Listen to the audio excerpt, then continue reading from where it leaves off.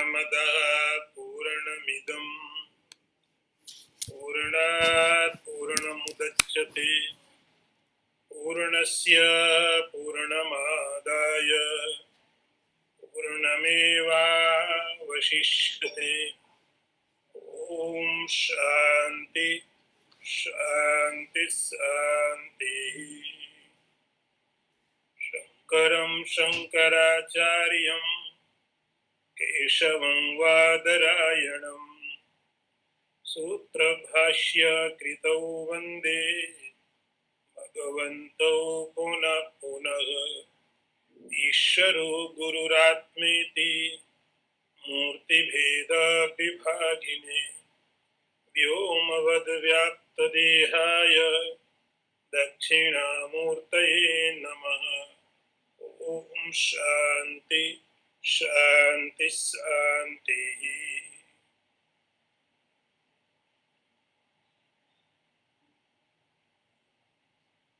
नास्त्रै न शस्त्रै अनिलेन वह्निना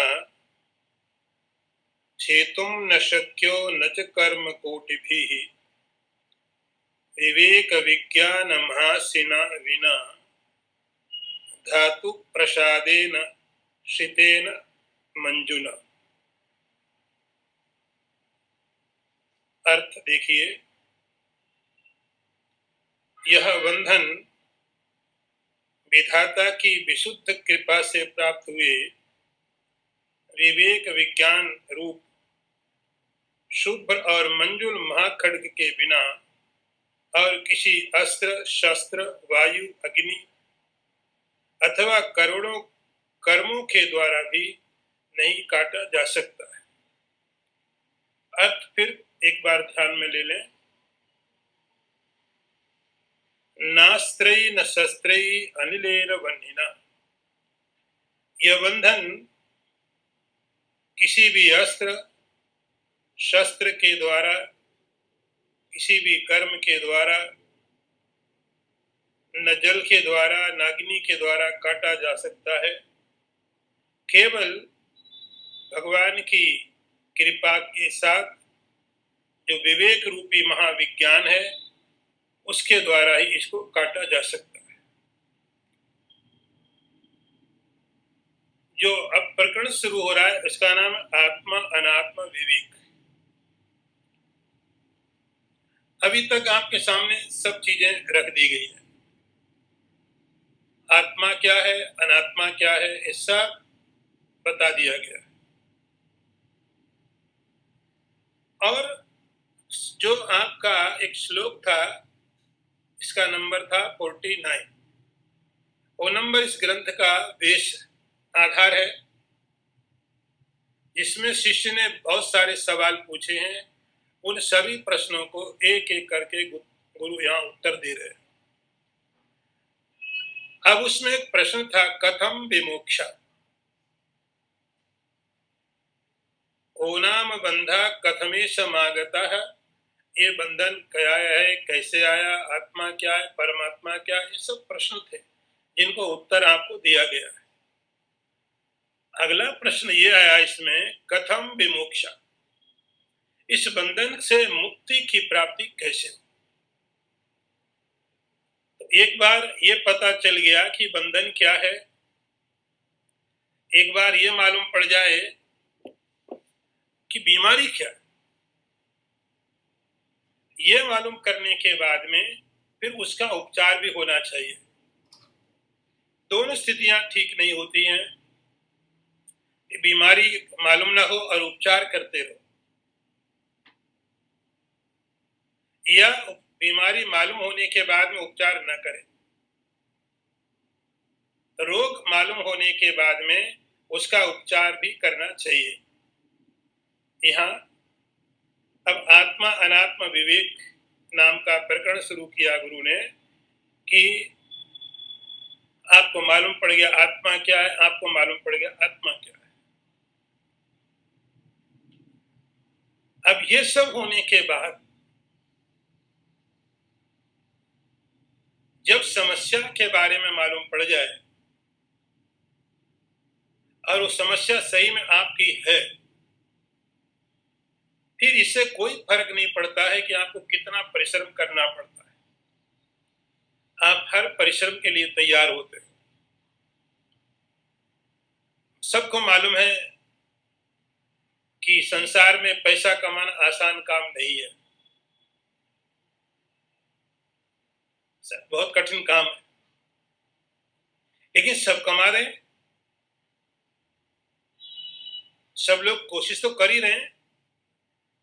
कितना कौन कमा सकता है, कितना सफल हुआ, कितना असफल हुआ, ये सवाल नहीं है, लेकिन एक बार ये मालूम पड़ गया कि मुझे पैसे कमाने हैं, उसके बाद कौन सी समस्याएं आती हैं, उनका क्या समाधान करना है, क्या उपाय करने हैं, हम जीवन भर संघर्ष करते, कभी शिकायत नहीं करते। और जीवन हम लोग संघर्ष करते हैं, हर तरह की परिस्थितियों से निकलते हैं, एक कभी कोई शिकायत नहीं करते कि पैसा कमाना बड़ा कठिन काम, मुझे नहीं कमाना है, ये तो बहुत कठिन। लेकिन जब अध्यात्म की बात आती है तो हम कोशिश करते जानने का, कोई सरल सा तरीका बता दो, हम जानने की कोशिश करते हैं, कोई शॉर्टकट बता दो, हम जानने की परिश्रम नहीं करना है, हमें केवल यह मालूम पड़ जाए, कोई सही सीधा तरीका बता दे, कोई चमत्कार हो जाए। अरे आपको मालूम है कि चमत्कार के चक्कर में जैसे संसार में लोग ठगे जाते हैं, ऐसे ही अध्यात्म में भी चमत्कार के नाम पर लोग ठगे जाएंगे, क्योंकि उन लोगों को अभी अध्यात्म में रुचि नहीं, अध्यात्म का महत्व नहीं पता। तो जब तक अध्यात्म का महत्व नहीं पता है, तब तक अध्यात्म को ठीक से जिया नहीं जा सकता। ये अध्यात्म दूसरों को बताया तो जा सकता है, लेकिन अपने जीवन में नहीं लाया जा सकता है। हम क्या करेंगे कि अपने विचार अब अंदर तो डाइजेस्ट हुए नहीं, अंदर तो पचे नहीं, भरा पड़ा अंदर में, तब हम कोई विक्टिम ढूंढते हैं, किसी को तो बताएं, कोई सुनने वाला नहीं है तो किताब लिख देंगे। तो अपने जो विचार हैं, जो अच्छे विचार हैं, जो हमारे जीवन में होने चाहिए, हम अपने जीवन में न लेके दूसरों को देने की कोशिश करते हैं, शायद हमारे लिए उपयोगी नहीं अभी हो, तो कोई बुक लिख दी, कोई कुछ और कर दिया, कहीं कोई विक्टिम मिलना चाहिए, क्योंकि अध्यात्म का अभी मतलब नहीं मालूम, समस्या हमारी है नहीं, बंधन अभी तक स्पष्ट हुआ नहीं है। तो जब साधक को ये बंधन मालूम पड़ जाता है, ये बंधन और ये बंधन का कारण है, अब सवाल यह है कि इस बंधन को खोलना कैसे, कथम विमोक्ष, शिष्य का सवाल था, इस बंधन को जानने के बाद इस बंधन से मुक्ति की प्राप्ति कैसे हो, उपाय क्या? बीमारी तो मालूम पड़ गई, उपाय क्या है?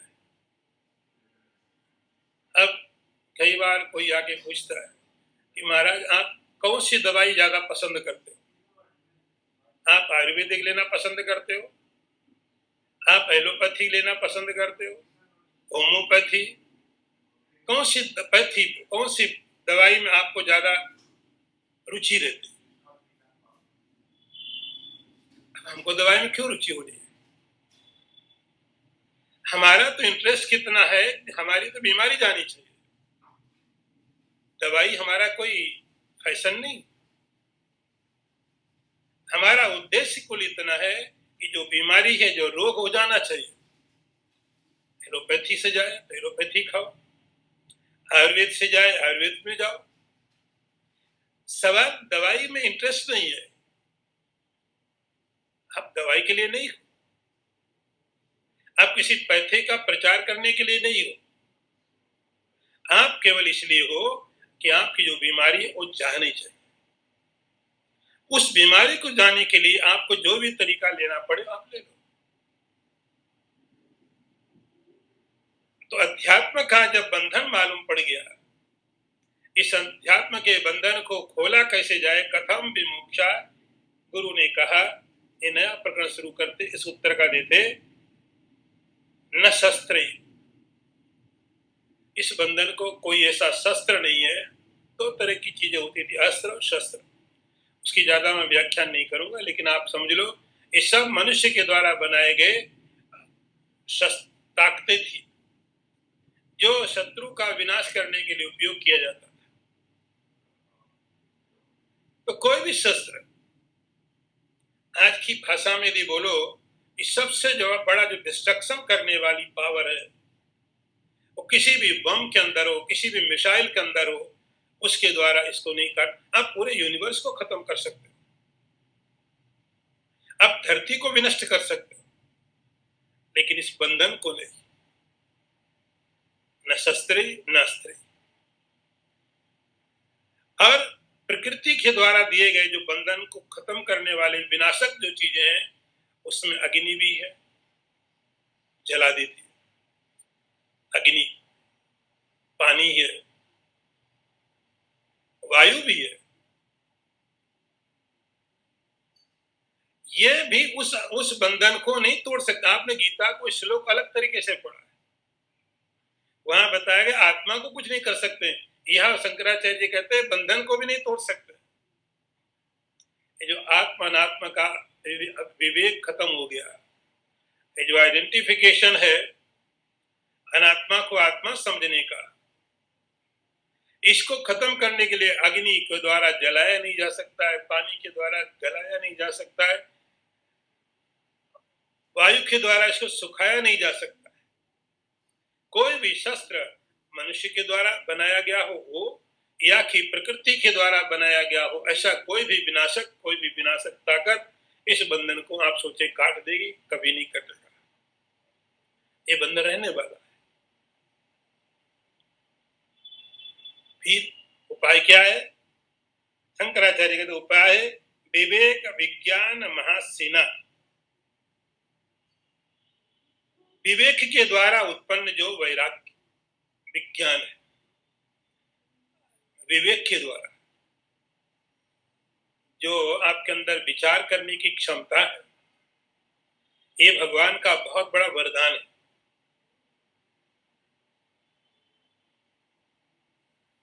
ये भगवान की बड़ी भारी कृपा है कि मनुष्य को विचार करने की क्षमता मिली हुई है। ये विचार, आप विचार कैसे पैदा करोगे? विचार को उत्पन्न करने का साधन क्या है?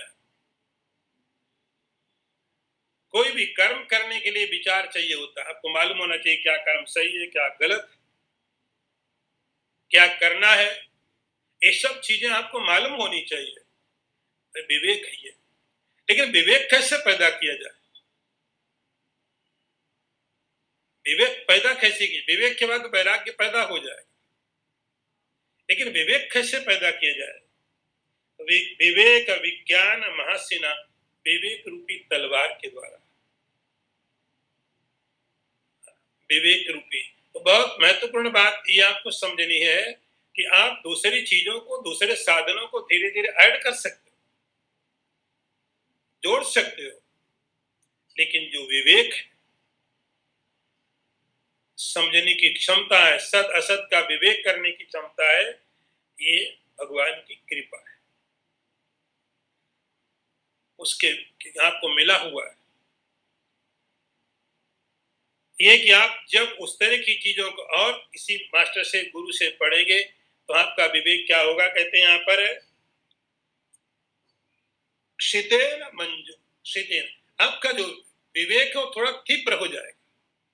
जैसे किसी पेड़ को काटने के लिए आप जिस अस्त्र का, कुल्हाड़ी का उपयोग करते हैं, उसको बीच में आपको तीखा करना पड़ता है, तेज करना, साफ करना पड़ता है। चाकू को आप साफ करते हैं। तो ऐसे ही आपका जो विवेक है, विवेक से उत्पन्न होता है विज्ञान।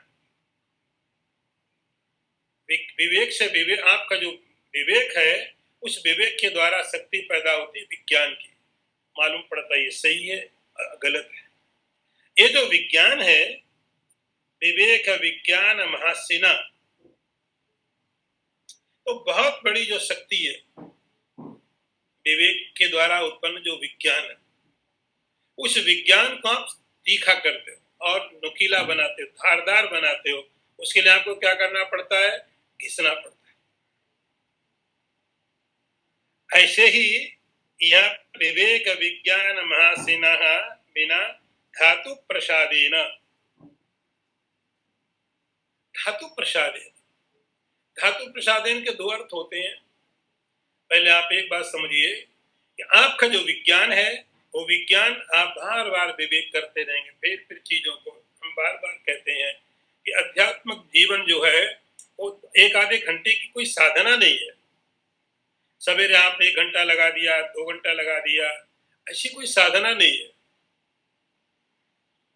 एक 24 घंटे का रोज का है, आपके जीवन में एक विचार है, ये आप उसको तेज करते रहते हो।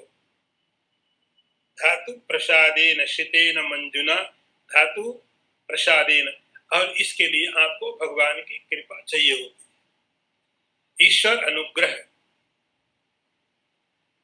ईश्वर अनुग्रह के बिना कोई व्यक्ति इस रास्ते में लगता नहीं है। ईश्वर अनुग्रहादेव उनसाम अद्वैत वासना। बहुत पहले हमने ये बात की थी शुरू में कि अद्वैत की जो इच्छा है, क्योंकि इस पर आपको कोई लोभ नहीं है, कोई लालच नहीं है। और इस हालत से जबकि हमारी हर एक्टिविटी, हमारी हर क्रिया, हमारा सोचना सब लोभ पर आधारित होता है। आप जहां की बात सोचने जा रहे हैं, जो करने जा रहे हैं, वहां लोभ के लिए कोई अवसर नहीं।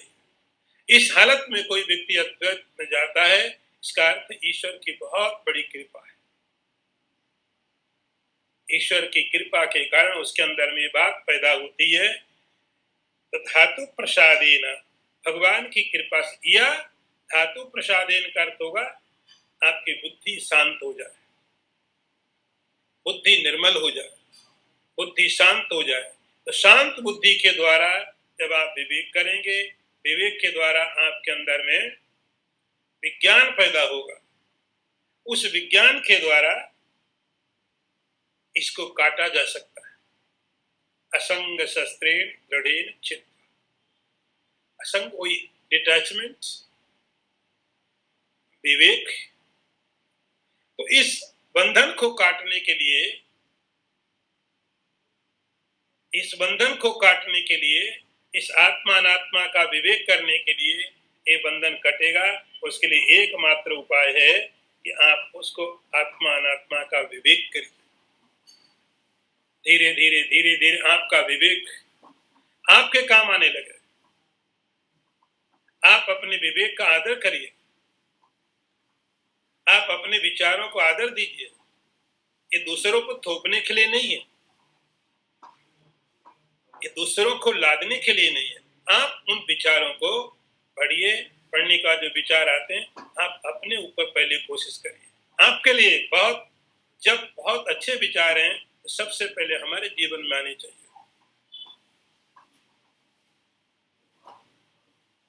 और इसके लिए कर्म कोटि भी, कोई कितने भी कर्म कर ले, क्योंकि कर्म का काम बोध कराना नहीं होता है।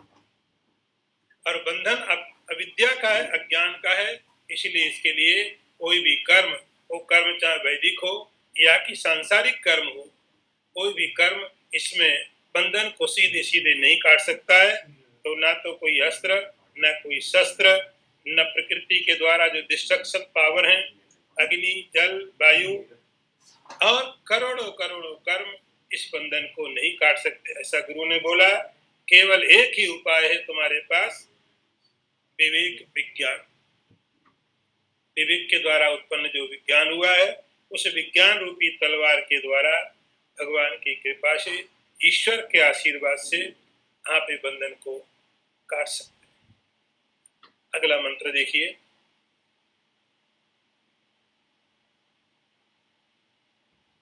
श्रुति प्रमाणिक मते स्वधर्म निष्ठा दैव आत्मविशुद्धिरस्य विशुद्ध बुद्धे परमात्मा वेदनम तेनैव संसार समूल नाश।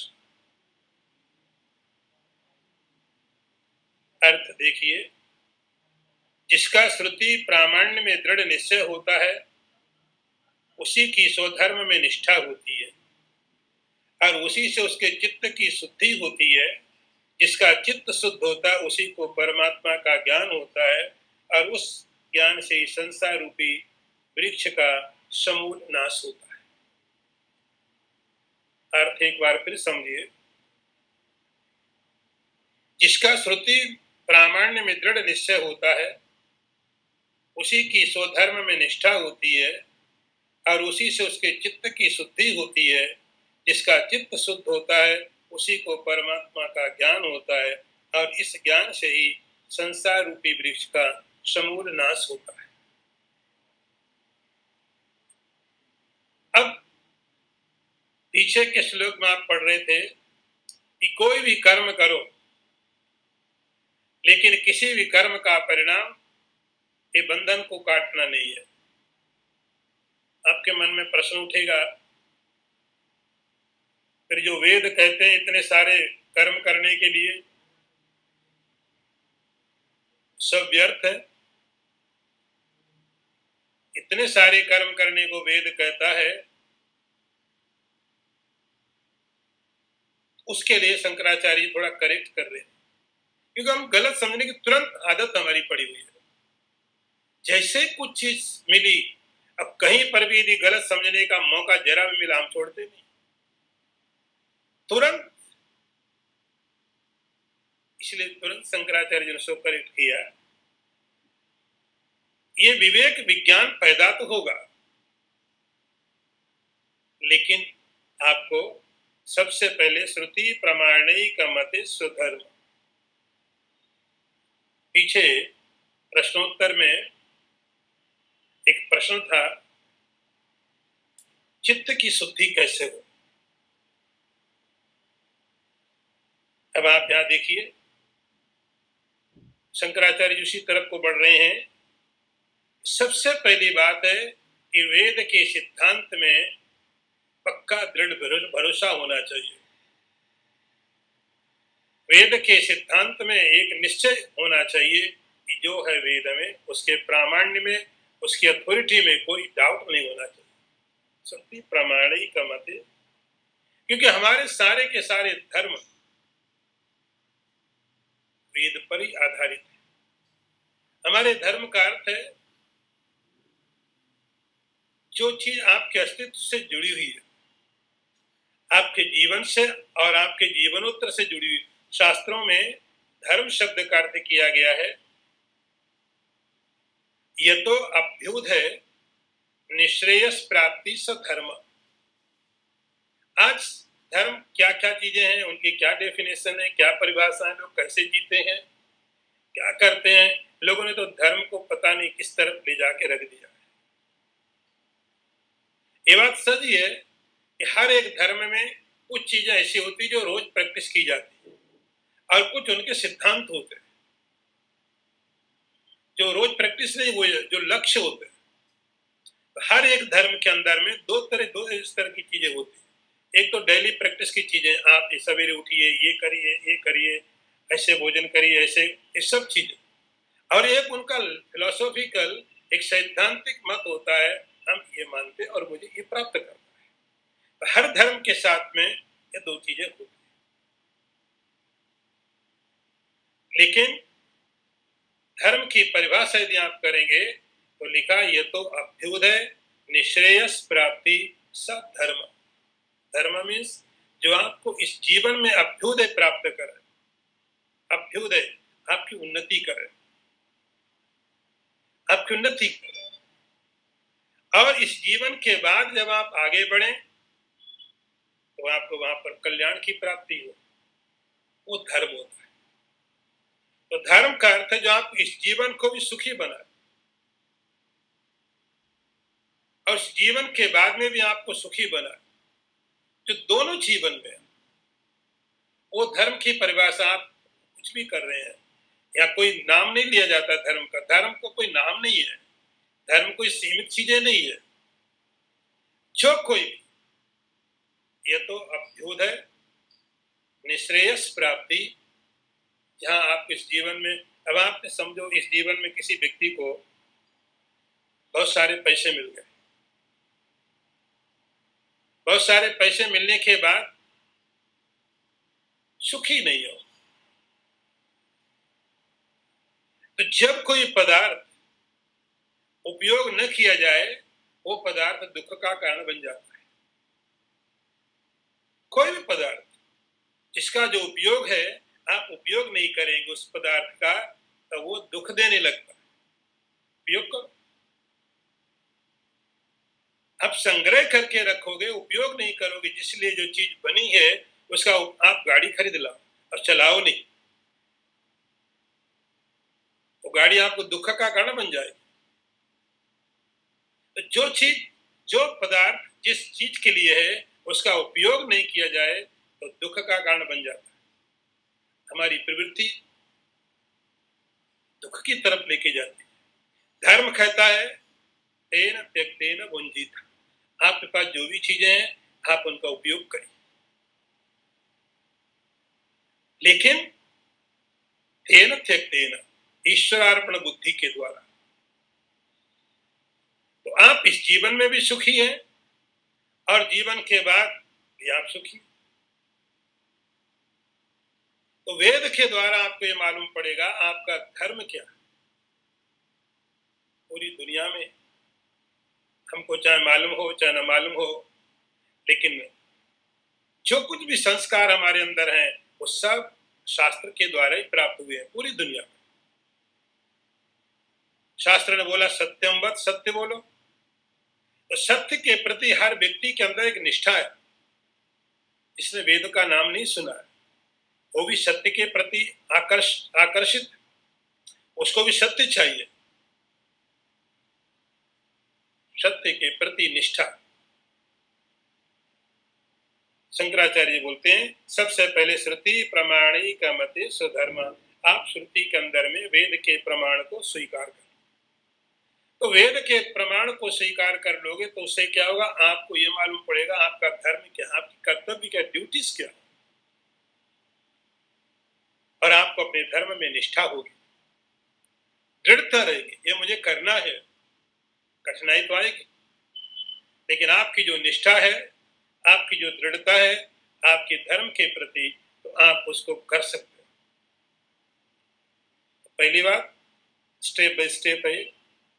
वेदों में तस्मात् शास्त्रम प्रमाणम ते कार्य कार्य व्यवस्थित, तो भगवान गीता में कहेंगे कि इसलिए क्या करना क्या नहीं करना, इस शास्त्र डिसीजन लेता है।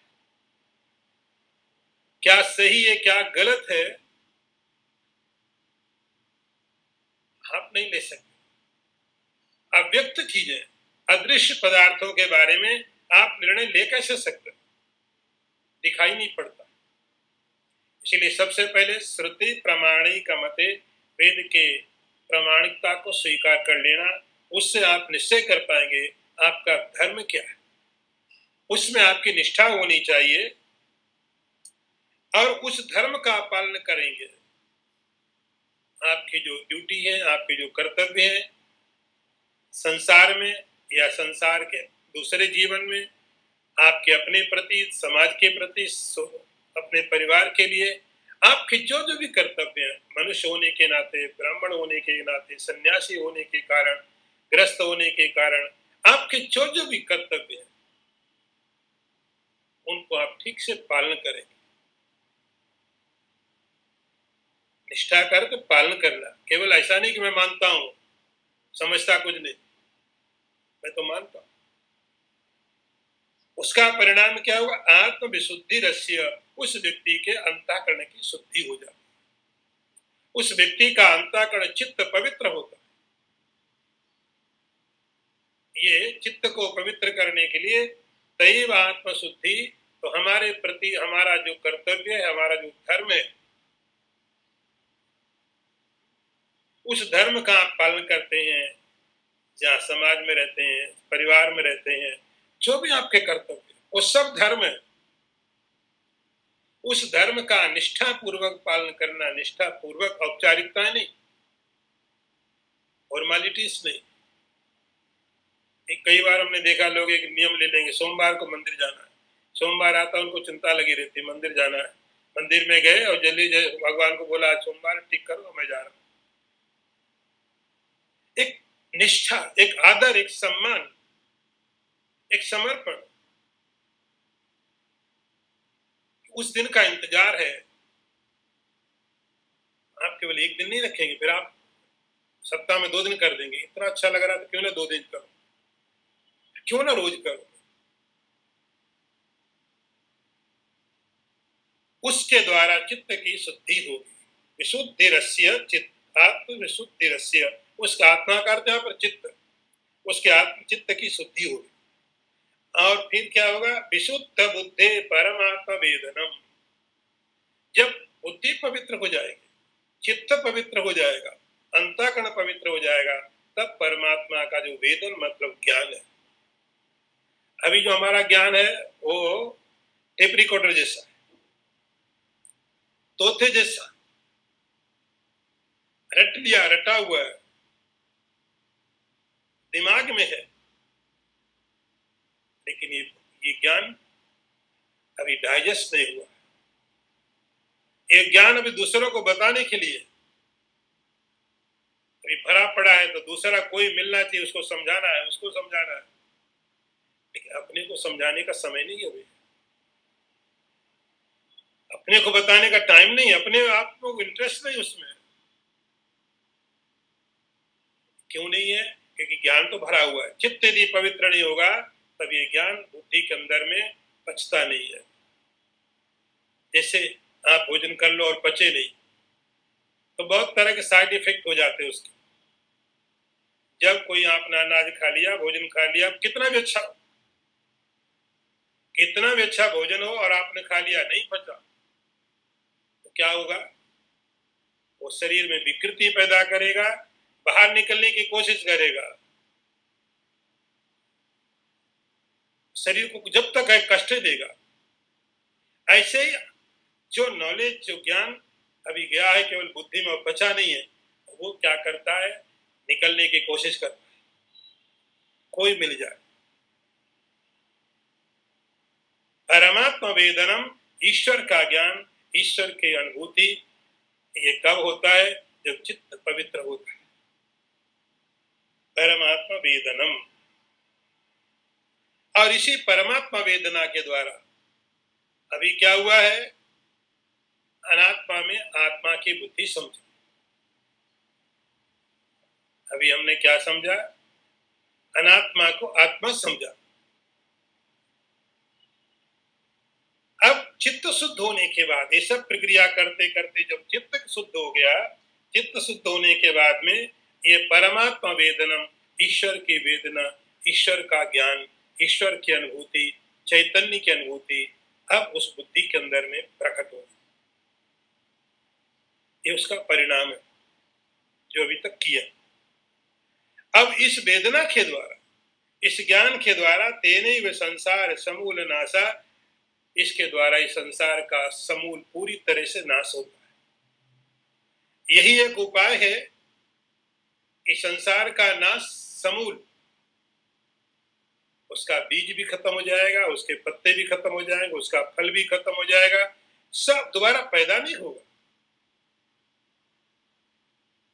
तो संसार की उत्पत्ति परमात्मा के अज्ञान से हुई है। परमात्मा के अज्ञान से संसार की उत्पत्ति हुई है और परमात्मा के ज्ञान से संसार का विनाश, समूल नाश। लेकिन परमात्मा की वेदना इस प्रकार से व्यक्ति के अंदर में आनी चाहिए। अगला मंत्र देखिए। सही अन्नमयाद्य ही पंचभिरात्मान संवृतो भाति, नियशक्ति समुत्पन्न शैवाल पटलैरिवाम्बु वापिस्थ। अर्थ देखिए। अन्नमय आदि 5 कोशों से आवृत हुआ आत्मा अपनी शक्ति से उत्पन्न हुए शैवाल पटल से ढके हुए वापी के जल की भांति नहीं भासता।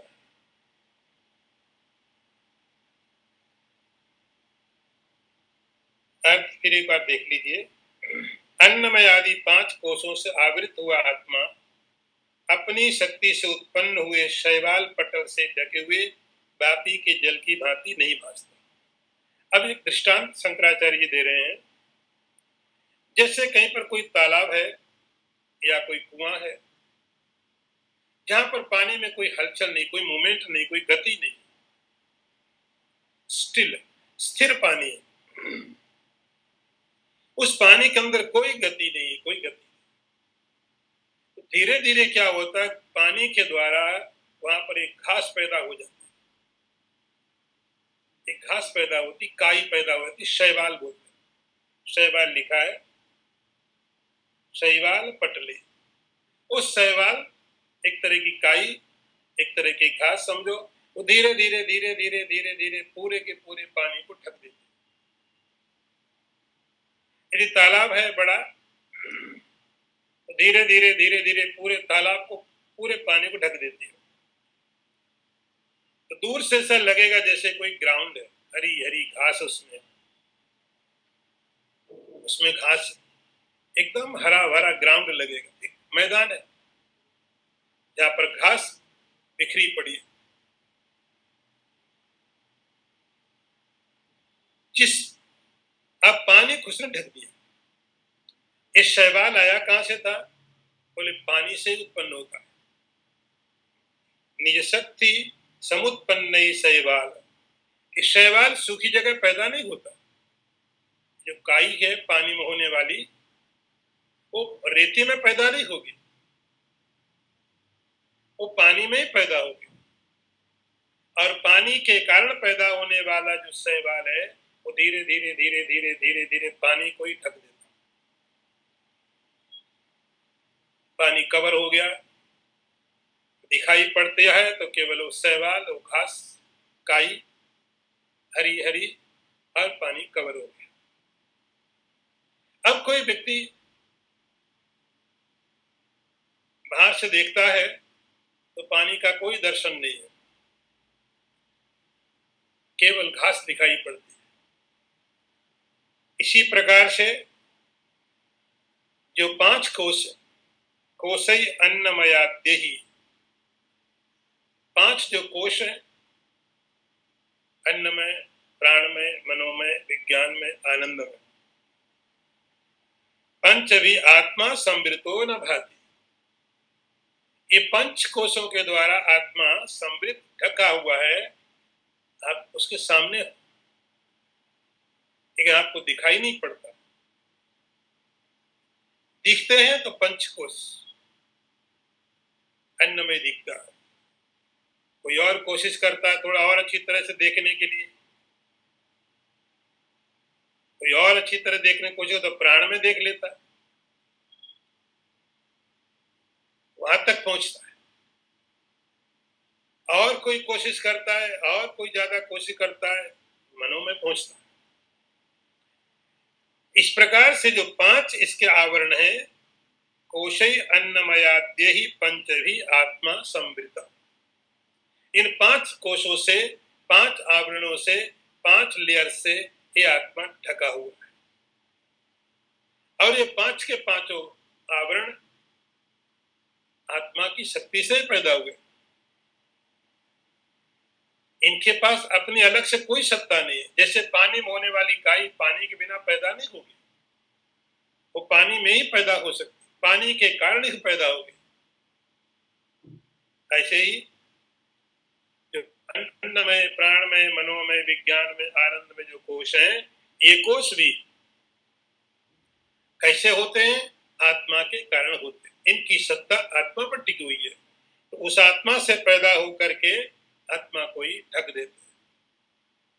आप उसके सामने खड़े हो, आपको दिखता नहीं है। अब अगला मंत्र देखिए,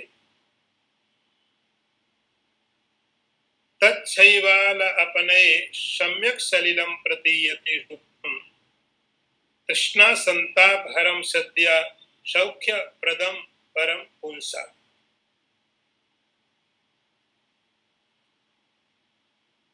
फिर क्या होता है? जिस प्रकार उस शैवाल को पूर्ण रूप से दूर हो जाने पर मनुष्यों की तृषा रूपी ताप को दूर करने वाला तथा तत्काल ही परम सुख प्रदान करने वाला स्पष्ट जल प्रतीत होने लगता है। अर्थ फिर देखिए, जिस प्रकार उस शैवाल को पूर्णतया दूर हो जाने पर मनुष्यों को तृषा रूपी ताप को दूर करने वाला तथा उन्हें तत्काल ही परम सुख प्रदान करने वाला जल स्पष्ट रूप से प्रतीत होने लगता। अब उस बात को थोड़ा और आगे बढ़ाया और थोड़ा क्लियर किया और साफ किया कि जिस प्रकार अब आप किसी सरोवर के किनारे खड़े हैं, सरोवर में कोई मूवमेंट नहीं था, कोई गतिविधि नहीं थी, इसलिए धीरे धीरे उसके ऊपर पानी पर काई आ गई और पानी ढक गया। दिख रहा है तो केवल वो घास। कोई व्यक्ति जो बेचारा बहुत प्यासा है, बहुत गर्मी लगी उसको है, बहुत प्यास लगी है, पानी की सख्त जरूरत और खड़ा वहीं पर है, लेकिन देख रहा है कि यहाँ तो पूरा हरी हरी घास से पानी तो है ही नहीं कहीं। अब यदि कोई समझदार व्यक्ति है जिसको इसके बारे में पता है, अनुभव है, वो कहता है कि घास ऊपर ऊपर है, नीचे तो पानी, इसके नीचे तो पानी है। उस तालाब में उतर जाता है और धीरे धीरे धीरे धीरे उसका घास को हटाता है, अंदर उसको पानी मिल जाता है। शैवाल अपने उस पानी के ऊपर जो घास उसको आप हाथों से हटाएंगे तो वो पानी अब स्पष्ट हो जाएगा, पानी दिखने लगेगा। वो पानी प्रतीयते शुद्धम, वो शुद्ध जो जल है उसके अंदर सब क्वालिटी, सब गुण है। वो आपकी प्यास बुझा सकता है, आप उसमें स्नान कर सकते हो, जो पानी का उद्देश्य है वो पूरा कर सकते हैं। लेकिन उसके लिए वो जो सामने खड़ा व्यक्ति है उसको ये मालूम होना चाहिए कि घास दिख रही है, इसको हटाया जा सकता है और इसको हटाने के बाद पानी मिलेगा। सलिलम प्रतीयते शुद्धम। लेकिन एक और बात कि जब उस शैवाल उस घास को हटाने लगता है तो जैसे हटाया आप पानी ले सकते हो, उपयोग कर सकते हो, लेकिन 1 मिनट के अंदर फिर वो घास आकर उसको ढक देती, पानी को फिर ढक देती है, आपको फिर हटाना पड़ेगा, फिर ढक देती है, एक चलता रहेगा। जब भी आपको पानी की जरूरत पड़े आपको उसको हटाना ही पड़ेगा। तो फिर आगे ऐसा नहीं आप एक बार हटा दिया तो अब खत्म बात हो गई, जब भी जाओ पानी मिल जाएगा।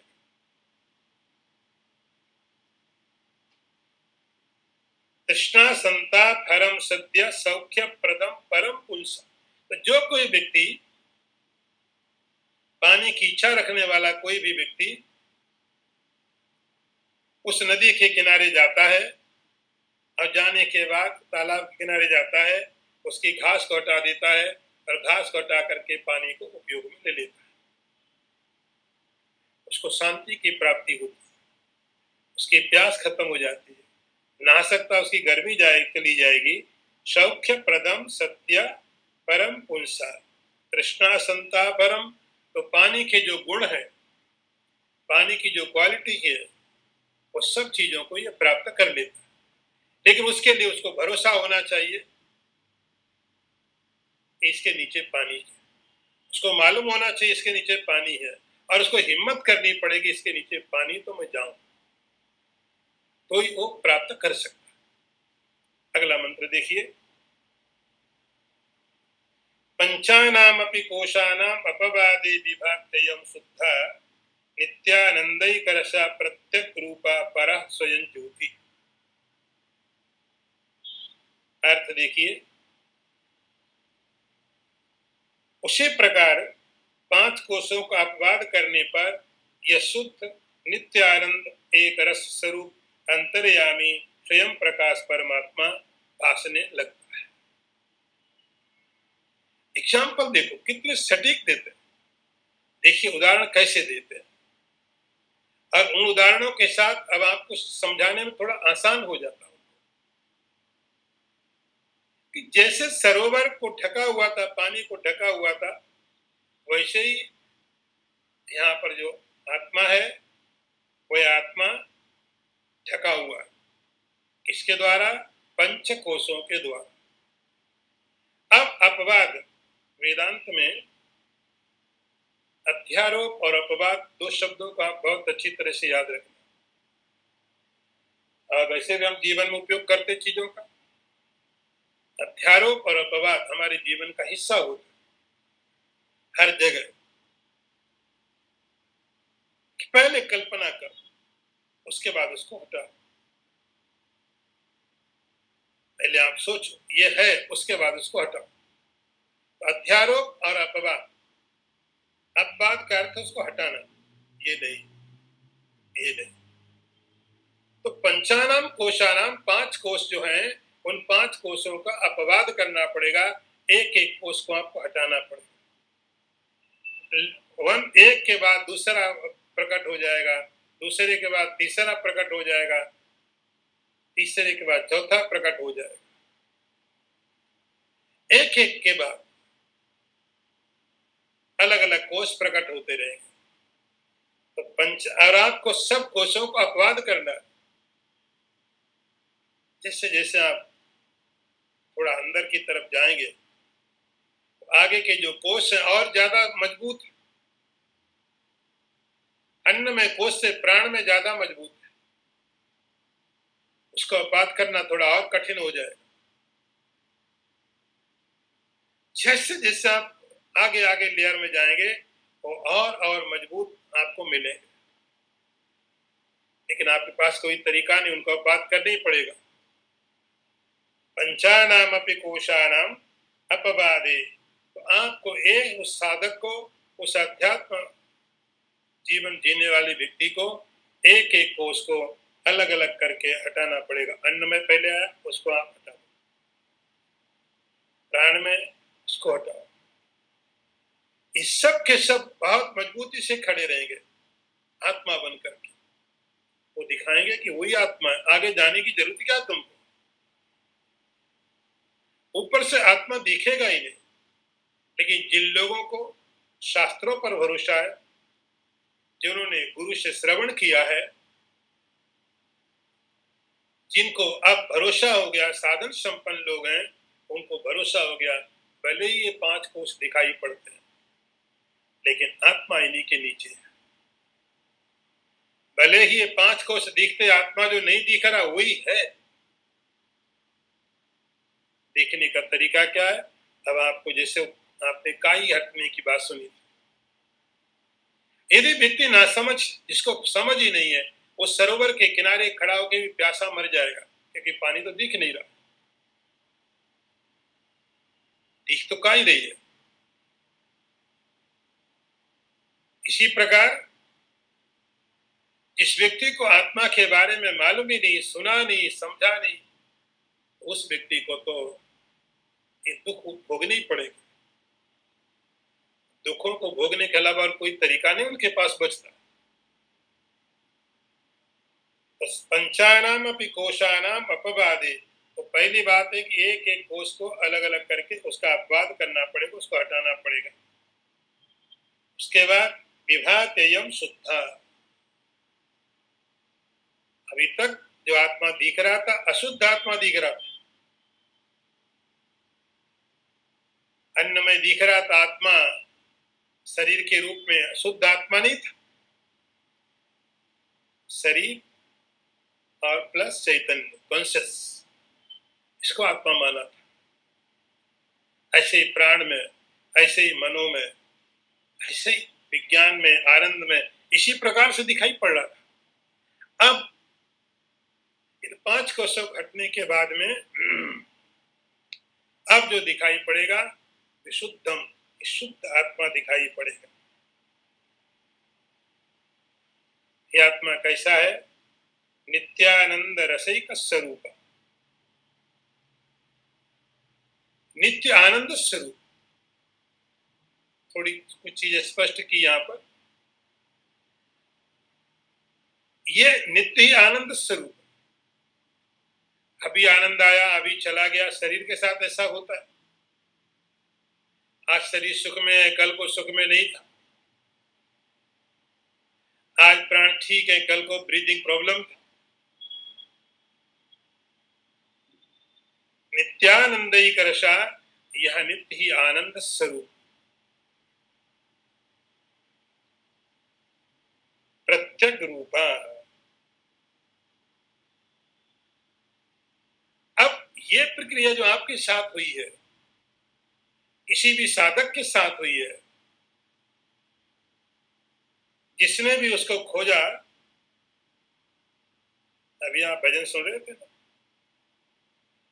थोड़े शुरू में, इधर नहीं उधर नहीं, आपको ढूंढना है। तो जैसे आपने ढूंढ लिया, एक साधक ने यहाँ पर ढूंढ लिया, इसी प्रकार हर कोई साधक, जैसे गुरु ने ढूंढ लिया अपने शरीर में, अपने पंचकोशों का अपवाद करके, ऐसे ही शिष्य ढूंढ लेता है, क्योंकि सब जगह है प्रत्यक रूप। प्रत्यक रूप का अर्थ प्रत्येकम अंचति, हर एक में पहुंचा हुआ है समान रूप से। समान रूप से, ऐसा नहीं कि ब्राह्मण में ज्यादा है शूद्र में कम है, ब्रह्म ज्ञानी में बहुत ज्यादा है अज्ञानी में कम है। सुनी चैव स्वपाकेता पंडित समदर्शी,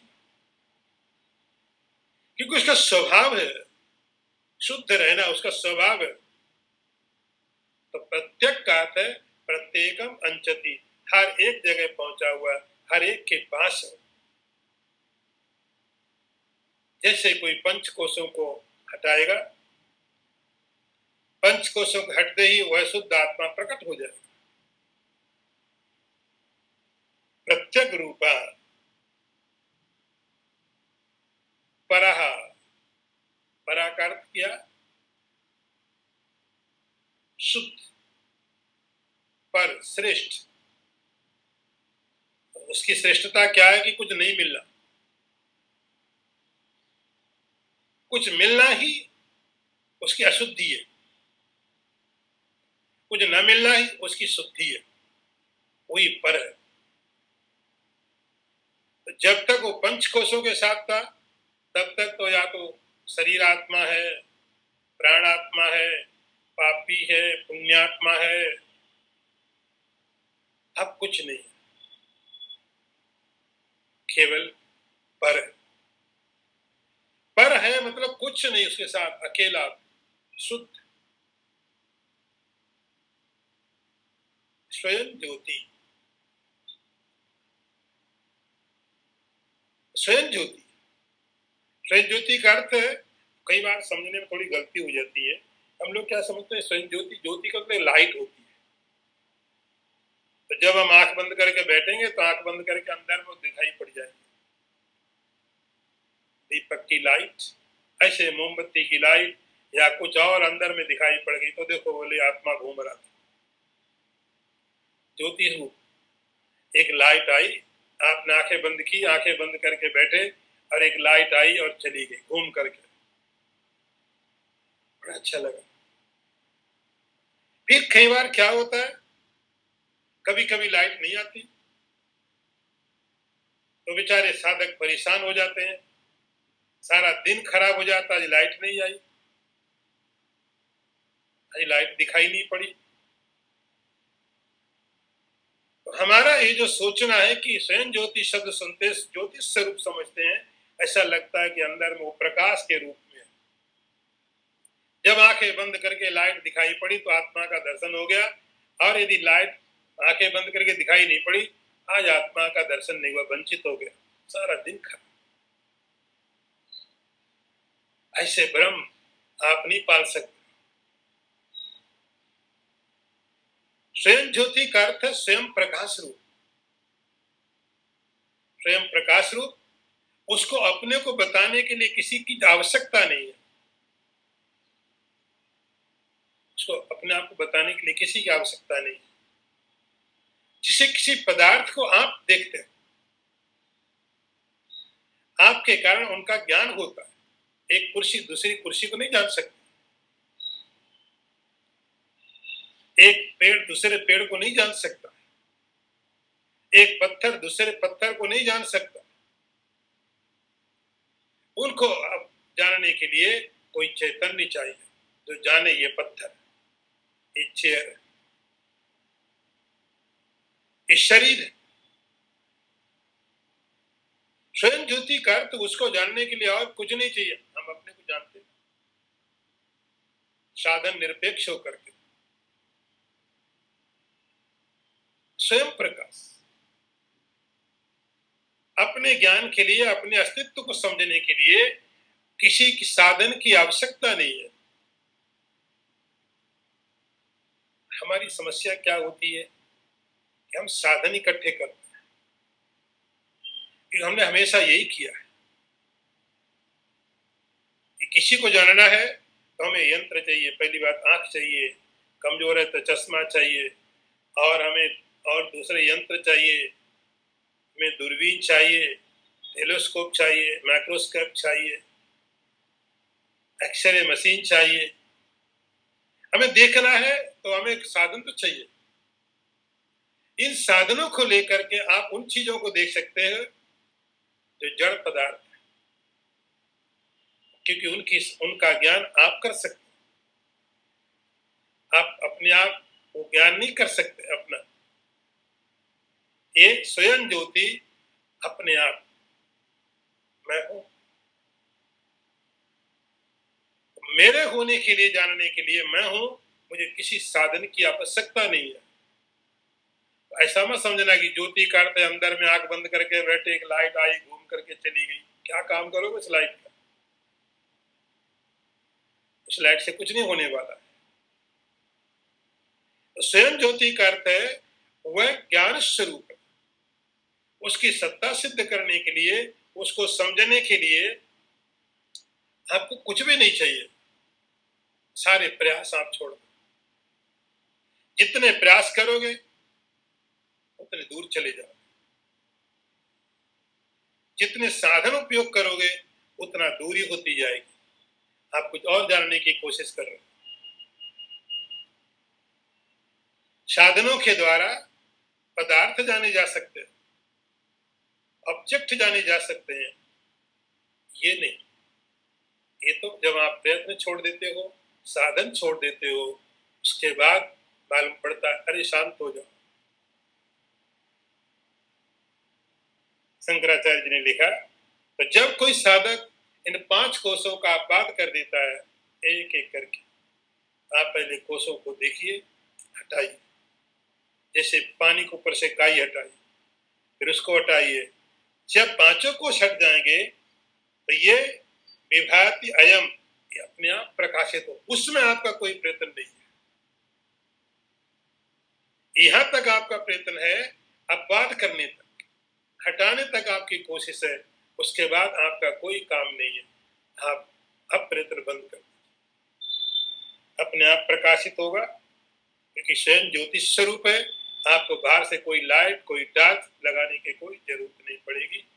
इसके आगे फिर लेंगे। ओम पूर्णमदः पूर्णमिदं पूर्णात् पूर्णमुदच्यते पूर्णस्य पूर्णमादाय पूर्णमेवावशिष्यते।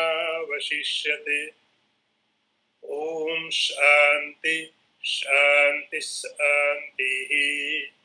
शंकरं शंकराचार्यं केशवं वादरायणं सूत्रभाष्यकृतौ वन्दे भगवन्तौ पुनः पुनः। ईश्वरो गुरुरात्मेति मूर्तिभेद विभागिने व्योमवद्व्याप्तदेहाय दक्षिणामूर्तये नमः। ओम शांति शांति शांति।